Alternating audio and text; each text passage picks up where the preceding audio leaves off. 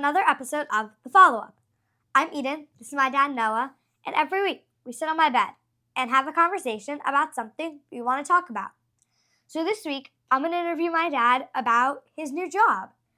So on episode 5 of The Follow-Up, I think you can go back and listen to Sure that, you can. actually. July 6, 2020. Wow, that was a long time ago. I think I was 5 years old then. Sure. 5 years ago.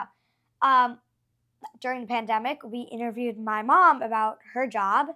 So now we're going to do the same thing 5 years ago, but we're going to interview you about your new job. Mm-hmm. Yeah, well, with Mom, it was, she'd been in that current job for about 10 years and is still there. Yeah. And now this is new. Yeah. So thought this would be a different type of podcast. We do appreciate everybody's comments on the holidays in New York City. Got a few comments on why you were wearing a Carolina sweatshirt, but also lots of comments about just how lovely the holidays are in New York, and then also a few comments about book recommendations. Yeah, book recommendations. So we replied to those in the YouTube comments. It was so nice. Someone asked us, they gave us an age range and asked us for some book recommendations for 7 to 8-year-olds. Like, it was like that easy. It was that like I was so happy to give someone else because I love reading. I have always really loved reading, so it's nice that someone else will get to read some of those books I loved. Mm-hmm. I agree. All right, so let's chat.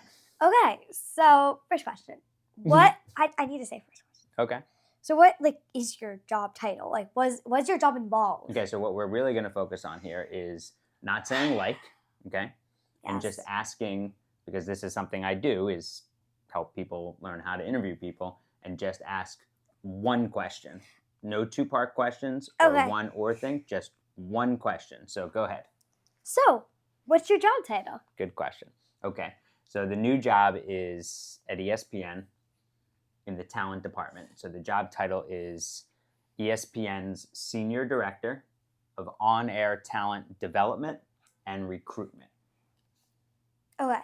So what does your job entail? What do you have to do for your job? Good question. So development, on-air talent development, is to coach everybody in and on ESPN, whether they're an anchor, whether they're a reporter, play-by-play, analyst, radio host, to make them better, develop them, work with all of the producers, coordinating producers, the heads of all the sports, to make sure that we're all aligned on the vision for these shows, and then the corresponding feedback.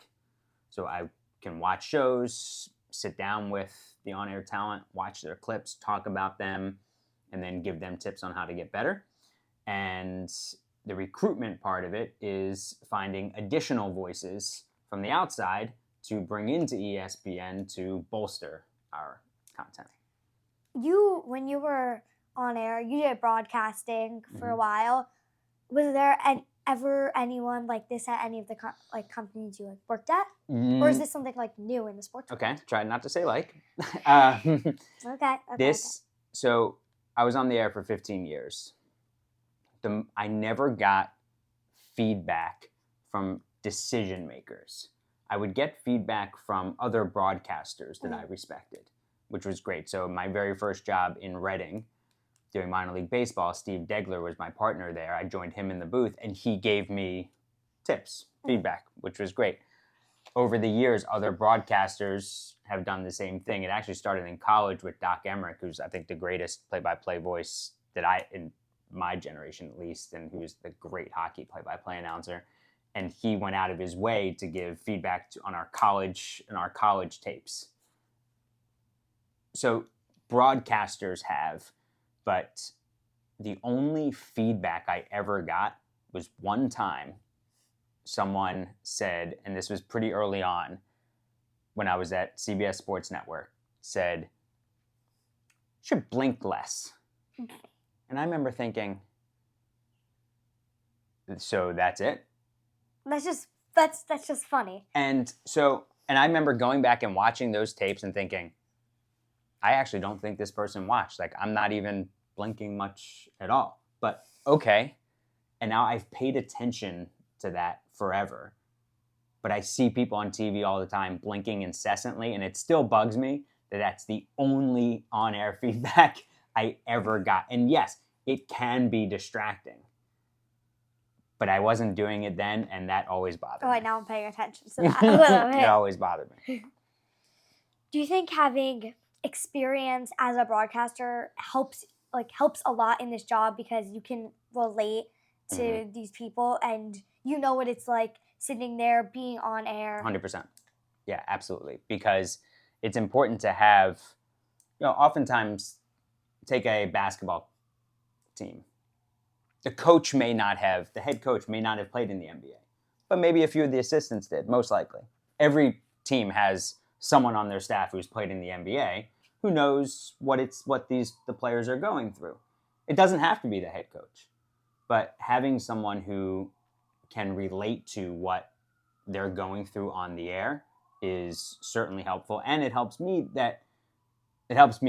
coach because I know what it takes to be an anchor, and I know what it takes to do play-by-play and to be a reporter, and I know that I can relate to these people, and they can relate to me, and they know that I'm coming from a place of experience that I've been in their shoes at different levels. So yes, and I think it helps to build credibility quickly and to further relationships in a hurry. So you were doing this type of stuff, but you were working for yourself. Yeah. So, but you were in an office, but how is it now? Like, how is it different working for one of the biggest sports companies? You're in an office, like you're going to be traveling. What's it like? It's totally different. Totally different. So I'm almost 43 years old. I have never worked for a major company not being on the air.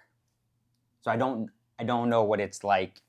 I don't totally know what it's like to be in the full corporate environment. Like in an office, not in an office around all these you're watching other people in studios. Sure, I was used to just going to a game or going to a studio and going on the air, not being around all different types of people all the time. The interview process was different. I've never interviewed with that many people for that many months for a job. It's usually, all right, here's my reel, what do you think? Then you get an audition, maybe talk to one or two people, and then that's it, decision is made. So far, a lot of my days I've been starting at the morning show studios in New York, go to Bristol, where headquarters are once or twice a week. I'll be going to Charlotte a bunch, where ACC Network and SEC Network are. Go out to LA, where the studios are, NBA Today, NBA Countdown, SportsCenter LA, and then being at events and being at other places where the on-air talent is, so that they know that I'm invested in what they're doing. I'm making the effort. I want to be out there. I want to see what they're doing, who they're doing it with, how everybody works together, because I think there's a lot more than just what happens on the air. Yeah. I mean, I feel like I see all these shows on TV all the time. I see the morning shows sometimes. Mm-hmm. And now I think it's pretty cool to see what really happens a little bit more behind the scenes of those shows. Sure. You see them on the air, but you don't see anything else. Right. I mean, there are times that, like, I remember calling a bunch of games, and I remember coming home, and I stopped a few years ago. You were still pretty young, and if you asked or mom asked, like, how was it? And I said, yeah, I think the game went well. Let me turn this camera a little bit. But the producer was just speaking in my ear incessantly. And I had to ask a few times, can you please not give me full sentences in my ear as I'm talking? Just give me bullet points. And I remember being frustrated at that. And then sometimes maybe that would come out on the air, whether it was my tone of voice or maybe things got a little sloppy. You try not to allow that to happen. So I like, being in the field, knowing and seeing what the talent is going through, how our producers talking to talent. Is that a bother? Is that something that I can then relate because they might not want to say something? Now you have a say in exactly. I can things. or at least I can help mold that Yeah. process and be the bridge between production and the talent office and the talent and sometimes production as well. But yeah, back to something I asked before about just being in the office. I'm not used to all the levels of approvals like I couldn't set a Zoom meeting. I needed approval access to not just join a meeting, but to set a Zoom meeting. So I had to, talk to IT about that. Just things that I'm just simply not used to, but adjusting pretty quickly. I would say your main sports the most are basketball and football. But now I would say hockey too. And baseball. But I'm saying you've mostly been working with people in basketball and coaching. Football. Coaching. Yes. Yeah. Yep. Like that like coaching. And you've done baseball, but more recently. Yeah, sure. So what's it like now expanding to all of these other sports, even like sports you don't even watch that much? Right. Well, now I'm gonna have to watch everything, but I do think it helped. When I was coaching someone in soccer. I think that helped open my eyes to how different broadcasts flow. Did some gymnastics this week, and then the talk shows, TV shows, the debate shows, even Sports Center. But yeah, those sports that I don't know as much, like even gymnastics, speaking to the producers and saying, okay, so I watched the events. And then I said, well, how do you want this to come across? Like, do you want it to be all gymnastics jargon? Because in football, you don't want to just hear an announcer say, an analyst say, there's a defense with a double mug look. Any idea what that means? No. Right. 99.9% of the public does not know that. But if they said double mug look, 2 defenders over the center, then, okay, yeah, all right, now I got it. And all that took was a second.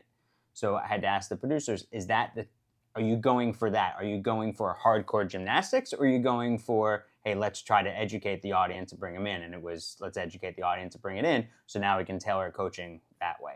So I do think that that type of learning curve is interesting. I hadn't really thought about it with different sports until I got into this, but it's just a matter of just watching a bunch of sports and seeing how those broadcasts flow. Yeah. Do you, when you watch games now, do you pay attention to the announcers based on what you've heard me tell other broadcasters? Yeah, a little bit, because I pay attention. I listen to them more, and instead of just paying attention, like I'll give basketball for example. Instead of just paying attention to just like the ball, I try to pay attention to more what they're trying to like reach out to the audience, what they're trying to tell me, because I want to learn more. And I think I try to listen just to what they're saying and how it can be clear to me. And how they present themselves too. Yes. Which is one of the reasons why we're doing the podcast and that I've been impressed with you when you give presentations in class.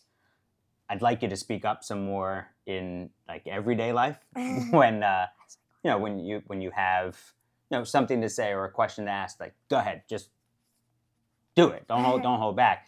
But what I've really been impressed is when you are speaking in front of a class, you command the room. You're very clear. You make sure that everyone can follow you, can understand. You present yourself well, and you present your words well. Thanks. I'm proud of you. So I know this is also a bit of an adjustment for you because I've been home a lot, so I know it's a little different. We're used to sitting down for dinner every night, but I do know that it is a bit of adjustment. So I thank you in advance for adjusting, and of course, Mom as well. But just so you know, just like for moms too, everything we do is for you. So thank you. Thank you. All right, and this was nice. Yeah. Anything else? I don't think so. I just think you're going to be awesome at this job. Thanks.